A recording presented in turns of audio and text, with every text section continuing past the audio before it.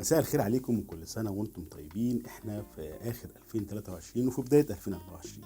عايز اقول بس معلومة عن السريع كده، ان الاحتفالات الكريسماس في مصر مش جديدة ومش دخيلة ومش واخدينها من بلاد الغرب زي ما ناس كتير بتقول. احتفالات الكريسماس ديت في مصر من ايام قدماء المصريين. ايوه، زي ما بقول لك كده، ان قدماء المصريين زمان كانوا بيهتموا بالزراعة وكانوا بيقسموا فصول السنة ل4 فصول زي ما انتم عارفين.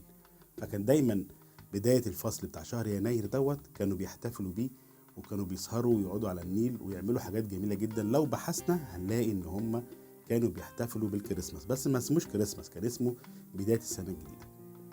مش كده وبس، ده كمان عندنا شيخ المؤرخين احمد تقي الدين بن علي المقريزي كان حكى لنا ان ايام الدولة الفاطمية كانوا بيحتفلوا ازاي بالكريسماس مع الاخوة المسيحيين. الكلام من حوالي 1200 سنة، من قبل اصلا ما يكون في حاجة اسمها دول الغرب.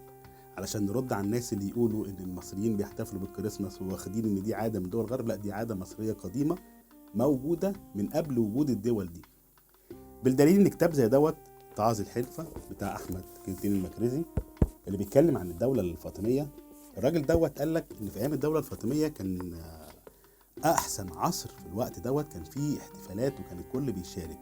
كان يجي العيد محدش يسأل ده عيد مسيحي ولا مسلم، الدولة كلها والشعب كله كان بيحتفل. الكتاب تاني الكتاب فيه منه 3 أجزاء، حلو، 59 60 61. بيحكي عن تفاصيل مصر في وقت الدولة الفاطمية. وكان بيقول لك كده ان ليلة الكريسماس او رأس السنة الميلادية كان المعز لدين الله الفاطمي كان بيدي اجازات للشعب كله. الاخوة المسيحيين والاخوة المسلمين كانوا بيقدموا هدايا لبعض وبيحتفلوا لبعض وبيطلعوا على النيل ياكلوا اللي هي الفواكه اللي بتظهر في الموسم زي القصب، زي البرتقال، زي السفندي، زي الموز، كل الفواكه ديت. وكانوا بيصنعوا الحلوى بنفسهم.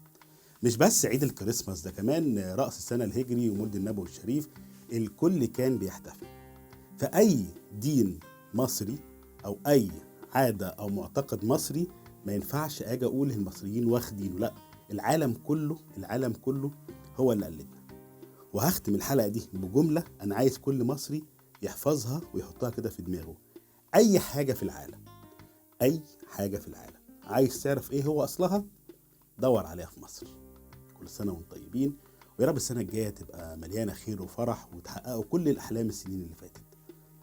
السلام عليكم.